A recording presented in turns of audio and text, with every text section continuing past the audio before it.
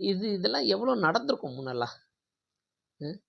ஆண்ட சாதி, நான் அந்த சாதி, இந்த சாதிங்கிறவங்க அவங்க வீட்ல நடந்திருக்காதா என்ன? என்ன? எப்ப தான் இதெல்லாம் உணர்வாங்கன்னு தெரியல.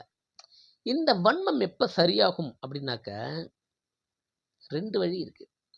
ஒண்ணு அடுத்த ஜெனரேஷன். அவங்க நல்லபடியா புரிதலோட வளரணும். இன்னொன்னு இந்த மேல் சாதின்னு சொல்லப்படுகிற அந்த குரூப் இருக்குல்ல, அவங்கள்ல நெறைய பேருக்கு வந்து இந்த ஜாதிய வேற்றுமை புடிக்காம இருக்கிறாங்க. இந்த ஜாதிய வன்மத்தோட இருக்கிறதெல்லாம் சிலர் தான். அந்த சிலர் பண்ற அட்டூழியம் தான் பெரிய அட்டூழியமா இருக்கு. அத இவங்கலாம் தட்டி கேட்காம இருக்கிறதுனால தான் இவங்கலாம் இவ்ளோ கொழுத்து அலையறது. இவங்கலாம் எப்ப தட்டி கேட்க ஆரம்பிக்கிறாங்களோ, இது தப்பு அப்படின்ட்டு அவங்கலாம் எப்ப குரல் குடுக்க ஆரம்பிக்கிறாங்களோ, அப்பத்தான் இந்த ஜாதிய வன்மம் மறையும். அதுவரை அவ்வளோ சீக்கிரம் மறையாது. ரொம்ப லேட் ஆகும்.